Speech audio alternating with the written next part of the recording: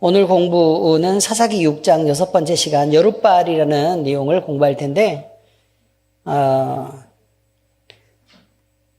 우리가 기드온의 부름을 통해서요 하나님이 우리 가운데 역사하는 과정은 과연 어떤 게 될 것인가. 그래서 우리가 기대하는 대로 우리만 그냥 그저 회개하는 것으로만 하나님이 그저 은혜를 베푸시는가, 아니면 그 다음에 어떤 다른 단계들을 요구하시는가라는 것을 분명히 알고 우리는 성경 그대로 하나님이 역사하실 것을 믿고 그렇게 따라가는 것입니다. 그러니 잘 배우시길 바라요. 여룻바알에 대한 내용입니다. 28절에서 32절까지 내용입니다. 준비되셨죠? 네, 함께 읽겠습니다. 시작. 그 성읍 사람들이 아침에 일찍이 일어나 본즉 바알의 제단이 파괴되었으며 그 곁에 아세라가 찍혔고 새로 쌓은 제단 위에 그 둘째 수소를 드렸는지라. 서로 물어 이르되 이것이 누구의 소행인가 하고 그들이 케어 물은 후에 이르되 요아스의 아들 기드온이 이를 행하였도다 하고 성읍 사람들이 요아스에게 이르되 내 아들을 이끌어내라. 그는 당연히 죽을지니 이는 바알의 제단을 파괴하고 그 곁에 아세라를 찍었음이니라 하니 요아스가 자기를 둘러선 모든 자에게 이르되 너희가 바알을 위하여 다투느냐? 너희가 바알을 구원하겠느냐? 그를 위하여 다투는 자는 아침까지 죽임을 당하리라. 바알이 과연 신일진데 그의 제단을 파괴하였은즉 그가 자신을 위해 다툴 것이니라 하니라. 그날에 기드온을 여룻바알이라 불렀으니 이는 그가 바알의 제단을 파괴하였으므로 바알이 그와 더불어 다툴 것이라 함이었더라. 아멘. 오늘 제목인 여룻바알이 나옵니다. 여룻바알. 여룻바알의 뜻이 뭐라고요? 바알이 그와 더불어 다툴 것이라. 이런 뜻이라고 적혀 있습니다. 맞죠? 한 가지 광고를 안 했네요. 우리 전도사님 내일 시험 보는데. 그냥 시험 본다고요. 자, 여러분 오늘 내용을 알죠? 기드온이 하나님의 명령을 받아서 바알의 제단을 회파하러 갑니다. 파괴하려고 가죠. 그랬는데 낮에는 사람들의 보는 눈이 많아가지고 그걸 못하고 밤에 자기를 따르는 종 10명하고 같이 바알의 제단을 깨버리고 그 다음에 아세라는 목상입니다. 목상, 나무로 만들어진 거예요. 나무로 된 목상을 찍어버렸다 이렇게 돼 있어요. 그리고 하나님이 명령하신 대로 둘째 숫소를 끌어다가 잡고 아세라 목상으로 만든 이를 나무를 태워가지고 제단에 번제로 이렇게 드렸다. 이런 내용입니다. 아침에 일어나 보니까 마을 사람들이 보니까 자기들이 그렇게 아끼고 있었던 뭐가 없어졌다고요? 바알의 제단도 사라지고 아세라 목상도 흔적도 없이 그렇게 사라졌다는 거예요. 그리고 새로 쌓은 단이 있는데 그 제단 위에 둘째 숫소가 드려졌다라고 얘기합니다. 여기 둘째 숫소의 뜻은 뭔 줄 아세요? 둘째 숫소의 뜻이 뭔 줄 아세요? 둘째 숫소. 왜 둘째 숫소를 드릴까요? 원래 몇 번째 게 하나님 거예요?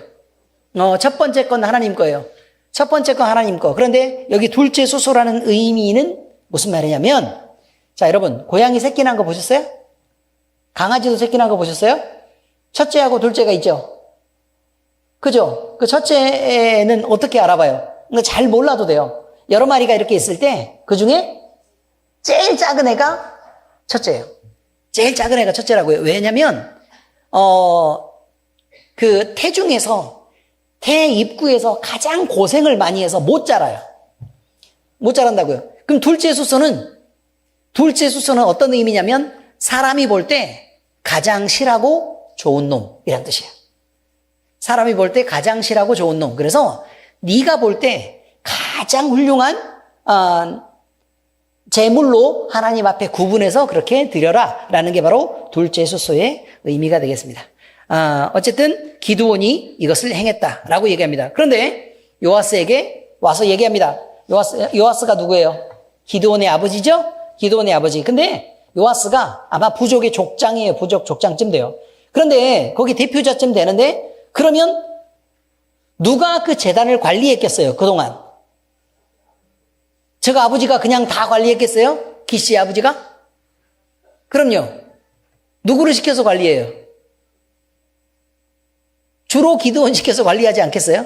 이제 의미를 아시겠어요? 그러니까 요아스가 관리의 대표자쯤 되고 기드온이 늘 청소하고 이렇게 가꾸고 하는 일은 늘 기드온이 해왔을 거라 그런 말이죠. 그런데 문제는 사람들이 보니까 사람들은 와서 정성껏 이렇게 구분해서 바알을 위해 아세라를 위해서 그렇게 늘 제사를 드렸단 말이죠. 그런데 그 결과를 기드온이 하나님 앞에 불만스럽게 얘기했잖아요.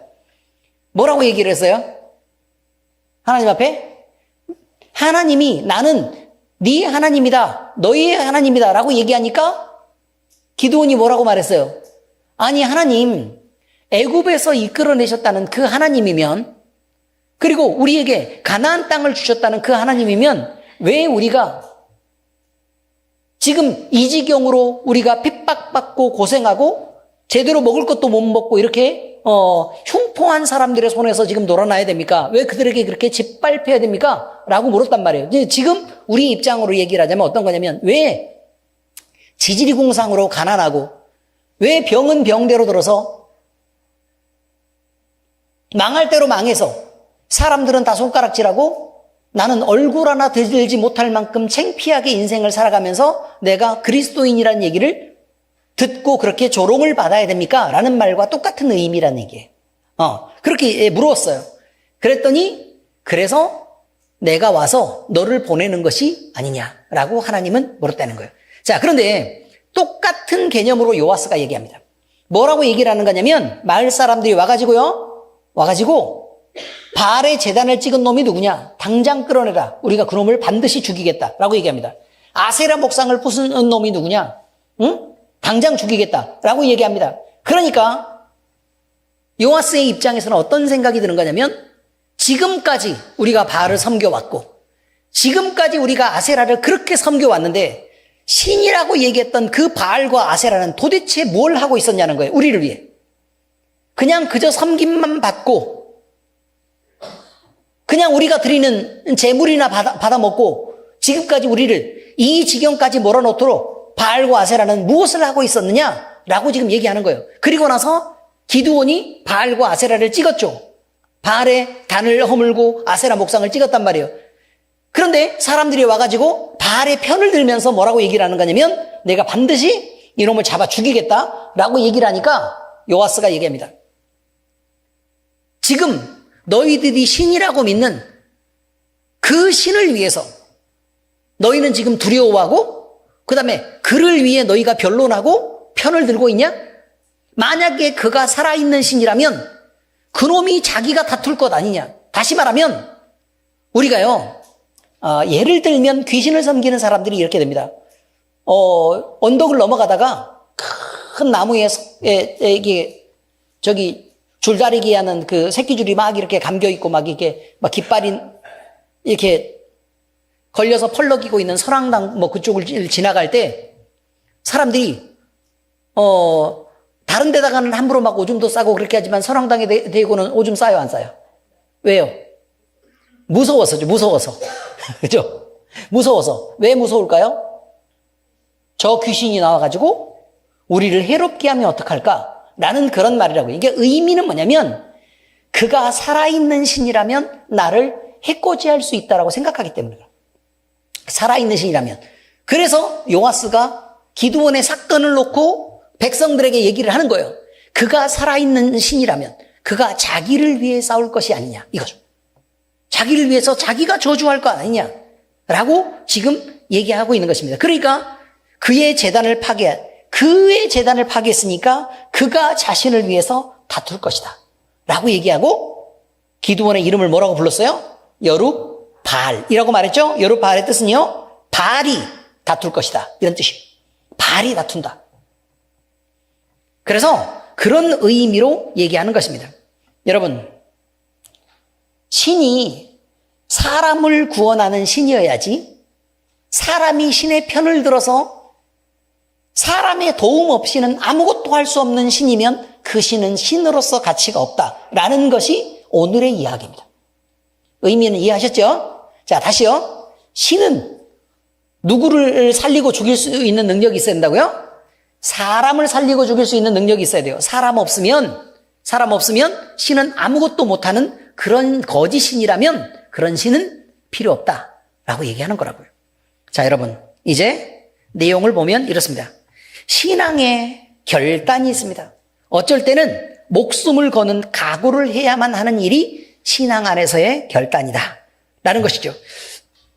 기드온이 바알의 제단을 파괴했습니다. 아세라의 목상을 찍어버렸습니다. 그런데 그가 아무 생각도 없이 그냥 한 거 아니라 그 말이에요. 얼마나 이스라엘 백성들이 바알의 편을 들고 아세라 목상을 섬기는 데 있어서 그들이 얼마나 열심히였는지 다음에 반응을 보면 알잖아요. 그죠? 의미를 이해하시겠죠? 그 찍은 사람을, 바알의 제단을 파괴하고 아세라 목상을 찍은 사람을 찾아서 어떻게 하겠다고 얘기해요? 그를 반드시 죽이겠다고 얘기하잖아요. 그죠? 그러니까 그만큼 열심히 했다는 거예요. 그런데 기드온이 그걸 몰랐을까요? 알았을까요? 알죠. 알기 때문에 그 사람들이 그렇게 종교적으로 막 신앙심이 대단히 투철하고 사람의 목숨보다도 자기들의 신을 지키는 걸 더 중요하게 생각하는 사람이라는 걸 분명히 알고 있었다는 거예요. 그럼에도 불구하고 그는 신앙으로 결단하고 자기가 섬기던 신인 바알과 아세라를 찍었어요. 무슨 의미인지 아시겠죠? 그리고 누가 섬기던 바알과 아세라예요? 아버지가 섬기던 바알의 제단과 아세라 상이에요. 이해하셨어요? 그죠? 또 있어요, 또. 우리 부족과 온 마을이 섬기는 바알의 제단과 아세라 신상이었다. 이런 말이에요. 그러면 여러분, 뭐하고 똑같은 거냐면, 자, 여기서요, 우리 마을에 집성촌이 있다고 생각을 한번 해보시죠. 우리 마을에 집성촌이 있다. 근데 그 마을의 집성촌에서는, 예를 들어 조상을 섬긴다는 거예요. 조상을 아주 열심히 섬기는데, 마을 대대로 모여가지고 조상을 성심성의껏 섬기는데, 얼마만큼 섬기냐면, 사람들의 목숨보다 소중하게 조상을 아끼고 있다. 그런데 어느 날 하나님이 내려왔다는 거야. 하나님이 내려와가지고 어떻게 했다고요? 너 귀신의 조상을 섬기는 그 귀신의 제단을 회파하고 이제 내가 너를 보내서 이스라엘을 구원하는 것을 네가 스스로 증명해서 하나님 앞에 너의 가장 좋은 것으로 제물을 드려서 하나님을 섬기는 것으로 돌아서라 라고 명령했다 그 말이에요. 그럼 여러분 할 수 있겠어요? 첫 번째 누구에게 미움받는 일이에요? 부모에게 미움받는 일, 또 형제에게 미움받는 일, 온 친척에게 다 지키는 일, 그리고 목숨까지도 위협받는 그 일을 할 수 있겠느냐? 사람이면 누구나 그동안 우리가 해왔던 우리의 전통을 지키고 싶어요 라고 얘기를 할지 모른다 그 말이에요. 그래서 하나님을 섬기려고 작정한다는 것이 그만큼이나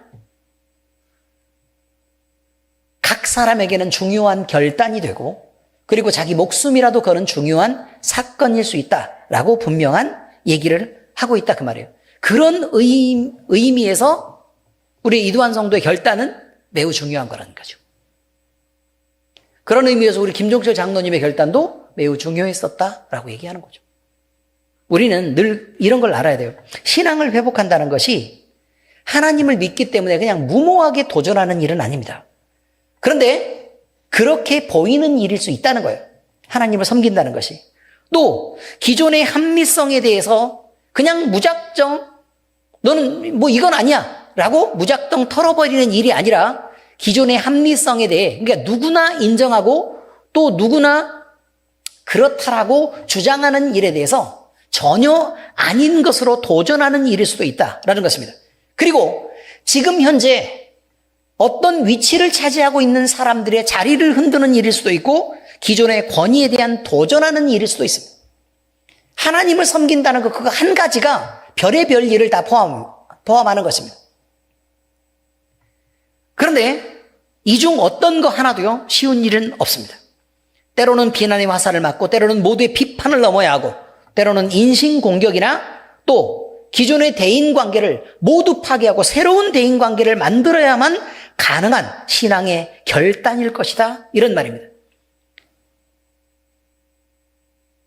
그런데요, 우리가 여기에서 하나님이 계시지 않는다면 그냥 아무렇지도 않게 도전해서 얻을 수 있는 일은 아닙니다. 하나님이 살아계시는 걸 분명히 증명받고 난 다음에야 할 수 있는 일이죠. 그렇지 않습니까?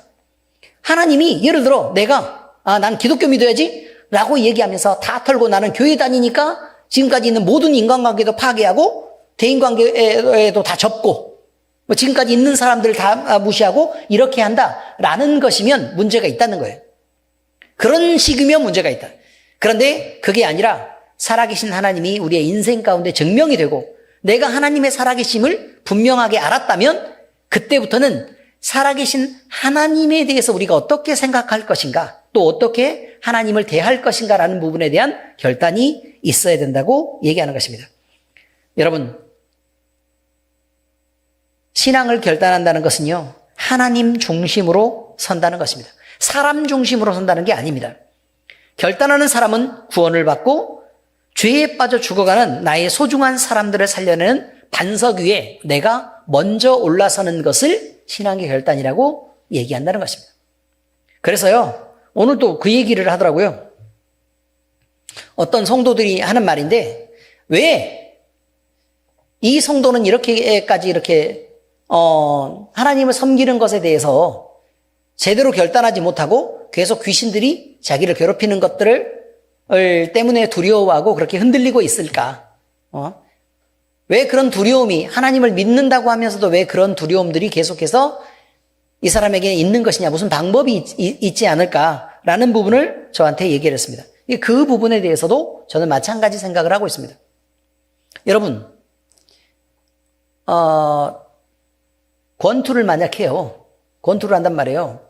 권투를 하면 예를 들어 10번 싸웠는데 10번 다 죽으라고 두들겨 맞고 졌어요. 그런데 관장님이 갑자기 11번째 대전을 잡는다는 것입니다.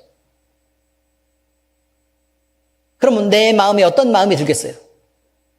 나는 좀 이렇게 좀 덜 싸우고 싶고 좀 이렇게 안 하고 싶은데, 아니 관장님이 굳이 막 이렇게 너 그러지 마, 나가서 싸워 라고 얘기를 하면 얼마나 마음이 불편하겠습니까? 이해가 잘 되십니까?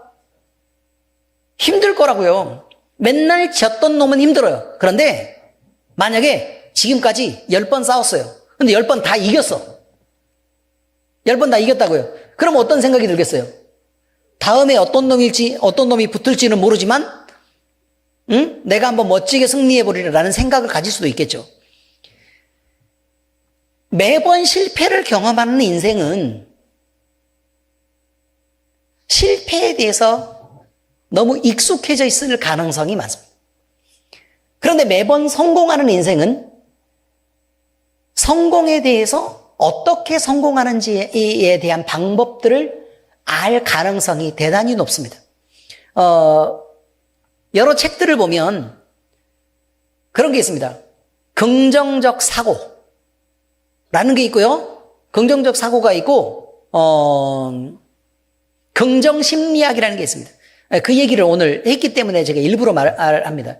긍정적 사고라는 개념은요, 어떤 개념이냐면 요즘에 교회 안으로 다 들어와 가지고요, 그 사고들이 교회 안에서 대단히 막 중요한 역할처럼 이렇게 생각을 하고, 또 긍정적 사고를 갖는 사람들이 막 성공한다 그래가지고 막 이게 막 사람들을 업시켜가지고 그렇게 막 이렇게 교회도 그렇게 이끌어가는 교회들도 꽤 많이 있습니다. 그런데 이게 잘 들어보시면 아주 간단하게 정리하겠습니다. 간단하게 정리하면 긍정적 사고라는 말은 무슨 말이냐면, 야, 너 왜 이렇게 부정적으로 생각하는 거야?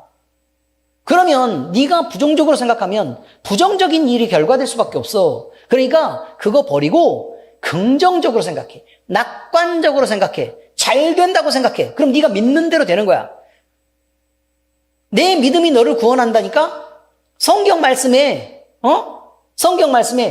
따라 네 믿음이 너를 구원하였느니라 라는 말 못 들어봤어? 그러니까 네가 믿는 대로 되는 거야. 그러니 긍정적이고 가능하고 될 수 있다고 믿어 라고 얘기를 하는데, 이게 바로 긍정적 사고입니다. 무슨 의미인지 아시겠죠? 긍정적 사고. 그런데 여기에는 분명히 문제가 있습니다. 어떤 문제가 있냐면, 따라 내 믿음이 너를 구원하였느니라 라고 얘기하는 것은 예수 그리스도를 주로 믿고 그의 구원자로 믿은 그 믿음에 대한 얘기를 말하는 거예요. 우리가 얻고자 하는 것을 긍정적으로 생각하는 걸 말하는 게 아니에요.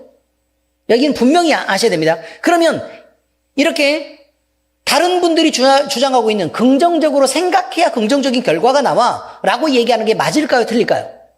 그 말은 맞는 얘기가 아닙니다. 미안하지만. 아시겠죠? 그러니까 그렇다 그래서 긍정적으로 생각한다 그래서 긍정적 결과가 만들어지는 것은 아니다.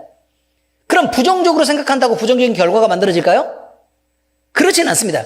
그런데 이 두 가지에서 서로 얼마만큼의 인과관계가 있다고 주장하는 사람들의 주장들을 보면, 대부분의 경험들에 대한 결과를 보면 뭐가 있는 거냐면, 부정적으로 생각하는 사람들은 행동과 사고가 위축돼 있어요. 그렇기 때문에 모든 일을 자유롭게 시도하지 못하고 자신감이 없어지는 거예요. 그러니까 부정적인 결과가 나온다라고 얘기를 하는 거예요. 그렇지만 긍정적으로 생각하고 자신감이 있는 사람들은 불평하지 않고 과감하게 시도해 보기 때문에 긍정적인 결과가 나올 수 있다고 얘기를 하는 것입니다. 예를 들면 어떤 청년이 한 명 있다고 생각을 한번 해보세요. 청년이 한 명 있는데 길을 가다가요, 완전 마음에 드는 이상형으로 생긴 어떤 그 이성을 한번 봤다고 생각을 한번 해보시자 그 말이에요. 그럼 그 사람을 놓고, 야, 쟤 너무 마음에 드는데 라고 생각을 하는데, 그때 이제 요 두 가지의 생각이 개입하는 거예요. 두 가지 생각이 개입하는데, 진짜 나는 말을 걸어도 뭐 좋은 대답 받기는 어려우니까, 저렇게 예쁜 애들은 뭐 다들 남자친구도 있고 여자친구도 있겠지 뭐, 이런 생각을 해가지고 말을 안 걸면 당연히 그 친구는 나랑은 아무 연관이 없는 사이로 헤어지고 마는 거겠죠. 의미를 이해하셨어요? 그런데 자신감을 갖고, 아니 한번 해보는 거지 뭐. 그래서 가서 얘기를 해서, 당신은 참 아름답습니다. 예쁩니다. 그리고 내 마음이 당신을 보니까 너무 기뻐요. 어떻게라도 난 당신과 친해지고 싶고, 그러니 같이 이야기라도 좀 할 수 있는 시간이 좀 있으면 함께 이야기 좀 해봅시다 라고 얘기를 걸었다면 이제 반반이죠. 이 사람이 결정하려고 그럴 때, 그래 저는 시간이 있어요 라고 얘기할 수도 있겠고, 아니면 전 시간이 없으니까 저한테 그렇게 하지 마세요, 전 당신 싫어요 라고 얘기할 수도 있겠죠. 그렇지만 아예 말을 안 거둔 것보다 훨씬 더 좋은 확률을 갖지 않냐 라고 얘기하는 게 긍정적 사고의 특징입니다. 의미는 이해하시겠죠? 그러니까 뭐라도 시도를 해보는 게 맞다. 그럼 이제 전도로 이걸 끌고 오는 거예요. 전도로 끌고 오면, 말해봐야 믿지도 않을 걸 뭐 해서 안 하는 것과, 아니 그래도 예수님이 이 살아계시는 그 복음은 얼마든지 우리의 삶을 변화시킬 수 있는 능력이 있는데, 그래도 얘기라도 한번 해줘 보기로 하자 라고 얘기를 해서, 얘기를 하면 받아들일 수도 있고 안 받아들일 수도 있고 라는 요 두 가지의 가능성이 함께 존재하게 되는데, 그래도 말 안 하는 것보다는 낫지 않냐라고 얘기하는 게 긍정적 사고입니다. 이해하셨죠 이제? 됐어요? 자, 두 번째는 제가 뭐라고 얘기했어요? 첫 번째는 긍정적 사고, 이런 거예요. 긍정적 사고가 늘 안 좋은 것만은 아니라 그 말이에요. 그렇지만 그게 성경에서 말하는 긍정적 따라 내 믿음이 너를 구원하였느니라 라고 얘기하는 그 믿음과 이 긍정적 사고는 기회의 다름을 의미하는 것이지, 이것이 구원받고 안 받고라든지 아니면 이것 때문에, 우리가 이 믿음 때문에 이런 결과가 만들어지는 것은 아닌 것이다 라고 얘기하는 게 가장 중요한 내용의 정리입니다. 자, 두 번째는 제가 무슨 얘기를 했죠? 뭐야? 긍정적 사고, 그 다음에 두 번째는요, 긍정심리학에 대해서 얘기했습니다. 긍정심리학. 자, 긍정심리학은요, 이런 거하고는 좀 다른 것입니다. 과학적 시스템을 동원해요. 이거는 과학적 시스템을 동원하는데 어떤 과학적 시스템이냐? 예를 들어 원인이 1, 2, 3, 4, 5, 6, 7, 8 우리가 사는 인생에서 여러 개의 원인이 있다고 생각해 봅시다. 그러면 이 원인이 이렇게 작용하면 결과가 이렇더라. 이거는 이렇더라. 이건 이렇더라. 이건 이렇더라라는 결과를 갖고 있는 것입니다. 이해되셨죠? 그 중에 우리 인생에 부정적으로 작용하는 원인은 제거해 버리는 것입니다. 그래서 우리가 그쪽으로 가지도 않고 그쪽에서 그렇게 행동하지도 않는 것입니다. 이 굉장히 과학적이죠, 이건. 그래서 긍정적인 결과를 만드는 애들만 선택해서 그것으로 행동하자라고 얘기하는 게 바로 뭐냐면 긍정 심리학입니다. 의미를 이해하시겠죠? 왜냐하면 우리가 성공해 본 것을 하는 것과 늘 실패하는 것을 성공하겠다고 도전하는 것은 다른 것이니까 성공할 수 있는 것들로 우리가 생각해서 성공할 수 있는 방법들을 동원해서 해보자. 근데 이런 것들이 데이터로 계속해서 우리의 인생 가운데 쌓여가면 어떻게 돼요? 점점 더 좋은 인생, 더 나은 인생의 결과들이 만들어질 거라고 얘기하는 게 바로 뭐냐면 긍정 심리학입니다. 이건 과학적인 것입니다. 일반적인 긍정적 사고와는 좀 다르죠. 그러니까 긍정적 사고는 예를 들어 8개가 있다면 이 8개를 다 하자. 그런데 긍정적으로 생각하고 하자가 뭐예요? 긍정적 사고. 자, 이 중에서 뭐는 빼버리자. 부정적인 결과를 만들어내는 애들은 빼버리고 긍정적 결과를 만들어내는 애들을 하자라고 얘기하는 게 긍정 심리학이다. 이렇게 얘기합니다. 자, 이것보다 더 발전된 의미의 신앙 안에서의 영적인 의미의 한 가지는 긍정적 신앙 태도라는 게 있습니다. 긍정적 신앙 태도. 이 긍정적 신앙이라는 건 무슨 말이냐면 가장 성경 안에서 옳은 단어를 사용한다면 이건 온유함입니다. 온유함. 그리고 온유함과 그 다음에 이어지는 단어는 순종입니다. 온유함과 순종. 자, 온유함이란 뜻은 무슨 말이라 그랬죠? 말씀에 길들여지다 라는 뜻이라고 했어요. 말씀에 길들여지다. 자, 그러면 긍정적 신앙이라는 건 무슨 말이냐면 하나님이 우리에게 말씀을 주실 때에 우리는 그것을 네거티브하게 받아들이지 말자. 그러니까 부정적인 의미로 하나님을 저항하면서 받지 말자는 거예요. 온유함이란 하나님이 말씀하셨으면 우리가 온유함으로 부드러운 마음으로 받자라는 거예요. 의미를 이해하셨죠, 이제? 부드러운 마음을 받자. 그리고 이것에 대해서 우리가 저항하거나 하지 말고 긍정적으로 행동하자. 하나님이 기뻐하시는 대로 행동하자라는 거죠. 그러면 긍정적 신앙인데 이것은 사람이 볼 때 긍정적 결과가 만들어질 수도 있고 사람이 볼 때는 이거는 별로야 라고 얘기하는 좋지 않은 결과가 만들어질 수 있다는 거예요. 그런데 문제는 뭐냐면 좋은 결과든 사람이 판단할 때 좋은 결과든 좋지 않은 결과든 하나님이 보실 때는 우리 인생에 반드시 필요한 좋은 결과라는 것입니다. 이것을 믿기로 하자. 좀 복잡한 내용입니다. 책들이 아주 많이 한꺼번에 들어있는 내용을 요약해드린 것입니다. 이해는 잘 되셨죠? 네, 그렇습니다. 우리는 이것을 해야 됩니다. 그렇게 얘기하더라고요. 부흥을 경험한 교회는 부흥을 경험한 교회는 교회가 아니면 부흥하기 어렵대요. 무슨 말인지 아세요? 부흥을 경험해보지 않은 교회는 부흥하기 어렵대요. 왜냐하면 부흥을 꿈꿀 수 없어서. 그래지지 않아서. 근데 여기에 부흥이란 말은 아시죠? 숫자가 늘어나는 것을 말하는 게 아닙니다. 네, 하나님을 발견하고 그 안에서 기쁘게 변해가는 신앙의 질적 부흥을 더 중요하게 생각하는 내용입니다. 다시 말하면 깊은 기도에서 하나님을 만나서 그 안에서 기쁨을 누려보지 못한 사람이라면 기도하기가 싫다는 거예요. 찬양을 불러서 내 마음에 감동적으로 주님을 찬양해서 막 그 안에서 기쁘고 막 오히려 기쁜데도 막 눈물이 흐르면서 내 마음이 주님으로 가득 찬 이 경험을 못 해본 사람들은 찬송 부르기가 싫다는 거예요.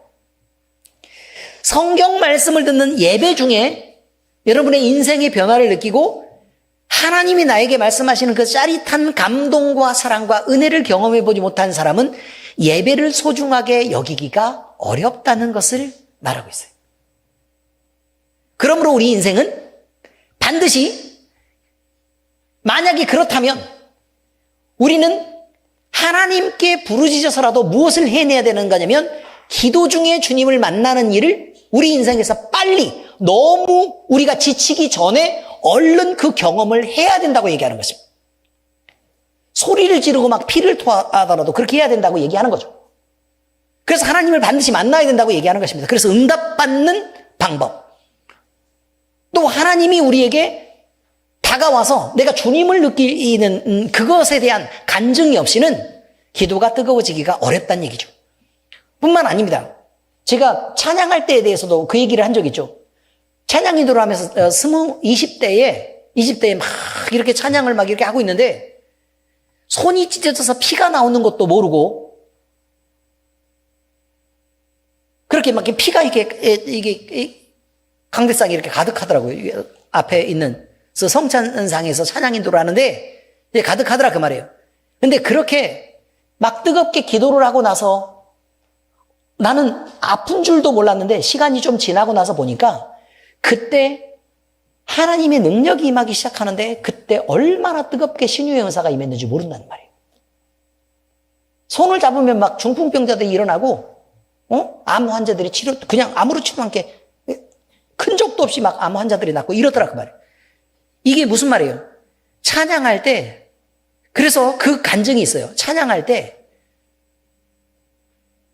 아끼지 않고 내 손을 들였더니 하나님이 이 손을 통해서 일하시더라 라는 간증이죠. 이 손을 통해서 일하시더라.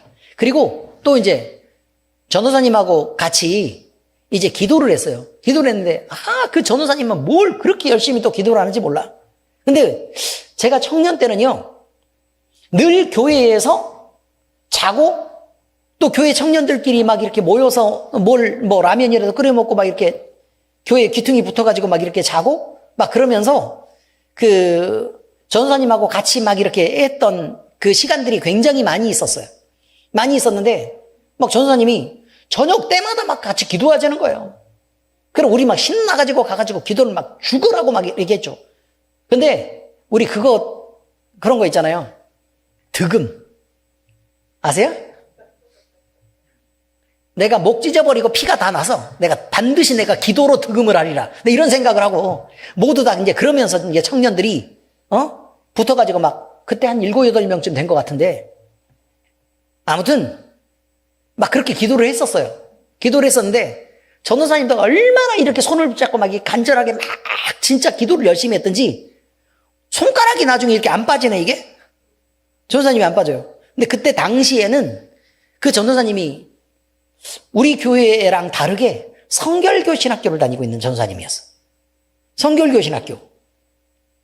근데 이거 보세요. 여기 안 빠져요. 안 빠져가지고 뭐 어떻게 할 도리가 없잖아요. 이게 안 빠지니까. 그리고 뺄라 그러면 너무 아프고 병원에로 그대로 갔어요. 뼈에 금이 갔어요. 얼마나 손으로 붙잡고 이렇게 기도를 했던지 뭐 때린 것도 아니고 이렇게 해서 했는데 이렇게 해서 막 소리를 지르면서 이렇게 기도했는데 여기 뼈에 금이 갔어요.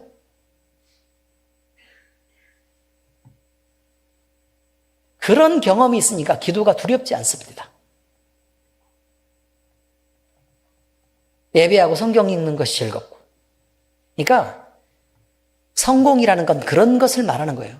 성공이라는 것은 이것을 통해서 무엇을 얻어내는 것을 말하는 게 아니라 하나님 앞에 그저 기도하는 것에 대한 기쁨을 알아내는 것. 찬양할 때 그 찬양 자체가 하나님께 드려지는 그것을 우리가 발견해내는 것. 예배할 때 그 감격들에 대해서 나를 용서하신 주님에 대한 그 감격들을 우리가 알아내는 그것을 우리가 반드시 발견하고요. 정말 우리 인생에서 그런 것들을 한번 얻어내 보기로 하자.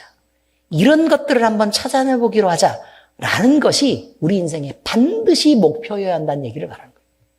반드시 목표여야 된다. 어떤 사람들은요, 내가 경제적으로 많이 어려운데 기도해가지고 반드시 경제적으로 어려운 이 문제를 해결하고 말겠다라고 생각하면서 기도하는 사람이 있거든요. 그런데 그것은요, 성공이 아니에요, 여러분.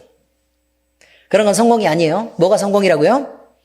내가 주님과 가까이 있어서 주님이 내 기도를 듣고 주님과 너무 가까이 있어서 마음껏 교제할 수 있는 그것을 경험하는 것이 성공이에요. 그러고 나면 하나님이 나와 친해져 버리면 그 다음부터는 무엇을 요구하는 게 문제가 안 돼요. 다시 얘기하면요. 뭐하고 똑같은 거냐면 내가 오랜만에 아버지를 찾아갔어요. 오랜만에 아버지를 찾아갔다고요. 아버지를 찾아갔는데 너무 어색하고 불편한 거예요. 주로 아들들이 그렇잖아요. 아들들이 그런데 너무 어색하고 불편한 거죠. 그런데 아버지가 나를 되게 마음에 안 들어 하면 내가 아버지 이것 좀 하고 싶은데 어쩌고저쩌고 이렇게 얘기하면 또 돈 달라고? 됐다. 알아서 나가서 해라. 너 알아서 해. 라고 얘기를 할 수밖에 없잖아요. 그런데 아버지하고 나하고 사이가 너무너무 친하고 또 내가 하는 모든 것들, 내가 품는 마음에 대해서 아버지가 다 알고 그렇게 기억하고 있고 만약에 그렇게 된다 그러면 굳이 내가 불편하게 아버지한테 뭘 하지 않아도 내가 아버지의 뜻도 알고 또 아버지도 내 마음을 아니까 얼마든지 내 어려움에 대해서나 아니면 내가 하고 싶어 하는 일에 대해서 아버지도 같은 꿈을 꿀 것이고 또 그 어려움에 대해서 같이 아버지가 해결하려고 노력할 거 아니냐는 거예요. 이해가 잘 되셨어요? 바로 그런 것이에요. 우리가 하나님과의 관계를 잘 만들어야 되는 이유가 바로 그것입니다. 여러분들이 한 가지 도전, 하나님을 향해서 나는 이것만큼은 반드시 얻어내야 되겠다. 하나님과 관계 속에서 이런 것들은 꼭 이뤄야 되겠다라고 하는 소망들이 여러분 이 세상에 있는 것과 연결되는 거 말고 하나님과 나 사이만 연결하는 것으로 목적 삼게 되기를 예수 그리스도의 이름으로 축복합니다. 네, 그렇습니다. 자, 그리고요. 다음에 또 있습니다. 제목이 그렇게 나와 있네요. 위기 때 당신을 해치려고 하는 자는 당신의 참 친구가 아닙니다. 라고 얘기했죠. 여러분, 우상 숭배하는 일에 진심이었던 사람들이 그 사람들에 대한 이야기가 지금 성경에 기록이 되어 있습니다. 그렇죠? 뭐에 대한 진심이었다고요? 우상 숭배에 대해서 진심이었던 사람들의 얘기가 나옵니다. 그런데요, 이 사람들은 그동안 나와 함께 우상을 섬겼던 사람들이 맞습니다. 기드온 입장에서 보자면. 그렇죠? 근데 기드온은 우상을 숭배할 때 그들과 함께 지냈을 때요, 기드온이 어떻게 생각했을까 이거죠. 기드온에게 그들은 둘도 없는 형제들이었을 거고, 둘도 없는 아버지였을 거고, 둘도 없는 집안의 식구들이었을 것입니다. 이해가 잘 되시죠? 여기까지는. 그런데 기드온이 우상의 제단을 회파하자 둘 중에 누구의 편에 설 것인가를 결정한 거예요, 이제. 근데 누구의 편을 섰어요? 이스라엘 백성들은 죽어버린 우상의 편을 섰어요. 단이 허물어진 우상. 그 다음에 이미 찍혀버린 아세라상의 편을 들었다는 거예요. 결국은 기드온에 대한 얘기를, 기드온의 말을 들어보려고 한 것도 아니고, 기드온이 하나님을 만나서 그 하나님과의 어떤 일이 있었는지를 알아보려고 하지 않았어요. 그들은 무조건 뭐 하려고 했죠? 죽이려고 했어요. 그래서 묻는 거예요. 그들이 기드온의 친구냐? 이 말이죠. 여러분, 하나님의 율법에 따라 죽어야 될 사람들은 누구예요? 자기를 만드신 창조주인 하나님을 거부하고 우상을 만들어서 섬긴 바로 이스라엘 백성들, 바로 그들이었습니다. 그들은 우상을 숭배하면서 하나님의 이름을 모독했을 뿐만 아니라 사악하고 불경한 마음을 따라서 이스라엘의 하나님을 섬기는 자를 오히려 죽이려고 했던 사람들입니다. 이 우상 숭배자들은 사랑하는 자기 이웃이면서 형제요, 든든한 동료였던 기드온을 지켜내려고 하지 않았습니다. 오히려 기드온을 죽여서 그 죽은 우상의 분노를 없애려고 했던 것이 바로 이스라엘 백성들이었습니다. 여러분, 이것을 생각하면 우리가 그런 영화에서나 나올 법한 이런 얘기들이 여기에 벌어지고 있다는 사실을 알게 됩니다. 여러분, 어떤 깡패 조직이, 예를 들어 목포에 무슨 파 있다고요? 칠성파는 어디 있어요? 칠성파? 부산? 부산 칠성파에 대해서 굉장히 조예가 깊으시네요. 그럼 예를 들어 부산 칠성파에 대한 얘기를 하도록 하겠습니다. 부산 칠성파가 그 지역을 장악하고 지금 열심히 조직적으로 잘 활동을 하고 있습니다.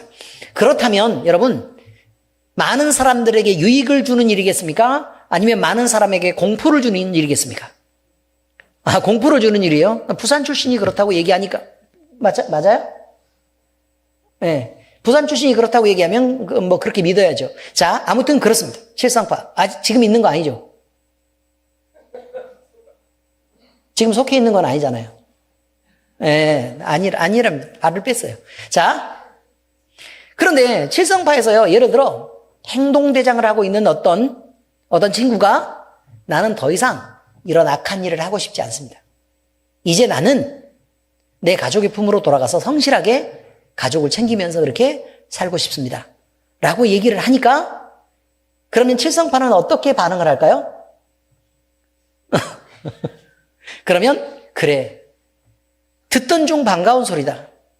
응? 내 사랑하는 형제고 친구인 네가 네 가족을 지키려고 그렇게 한다는 게 얼마나 기특한 일인지 모르겠다. 그래, 그렇게 해야지. 라고 해서 보내겠습니까?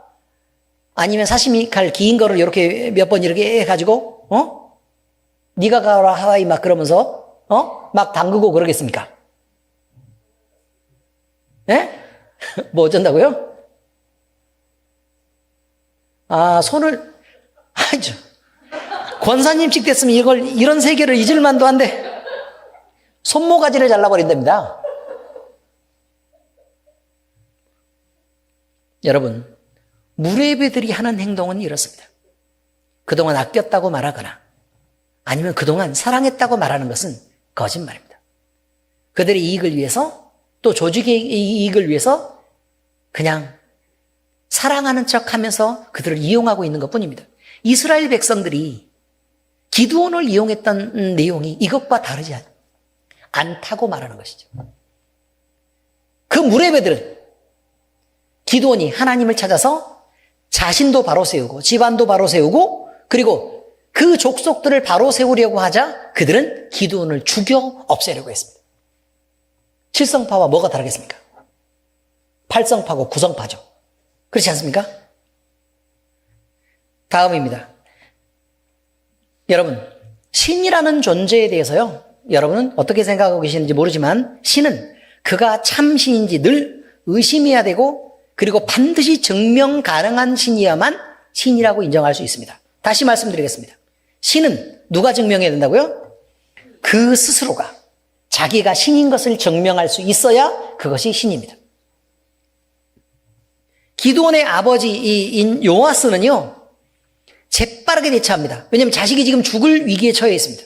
그런데 자, 한번 생각을 한번 해보세요. 요아스라고 바알을 섬기고 아세라를 섬기면서 마음이 불편하지 않았겠습니까? 왜냐하면 지금 이렇게 고통당하고 있는데 자기들이 섬기고 있는 우리를 구원하고 보호하고 또 풍요의 신이라고 얘기하는 그 바알과 아세라가 풍요는커녕 그 짓고를 면하게 하지 못하니 그러면 계속해서 섬겨야 될 무슨 이유가 있냐라고 반발하고 불편해하지 않았겠습니까? 그런데 문제는 이것입니다. 마음에 이런 분노를 품었어도 다른 방법이 없는 것입니다. 다른 방법이 없어요.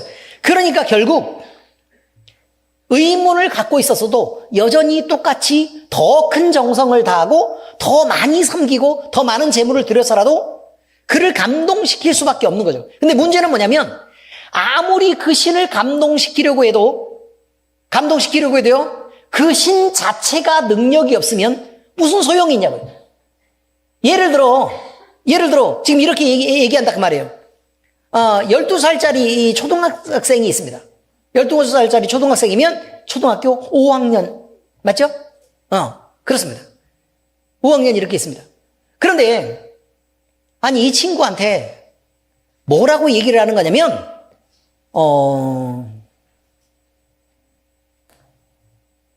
너는 가서 트럭을 몰고 수원에 가서 짐을 좀 싣고 와야겠다.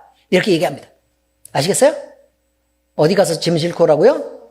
수원 가서 짐을 싣고 와야 되겠다. 그런데 막 썩 무겁지는 않고 한 800kg쯤 되는데 그 짐을 네가 이렇게 옮겨가지고 딱 싣고 와라 라고 얘기했단 말이죠. 몇 살짜리한테요? 12살짜리한테 이렇게 얘기했어요.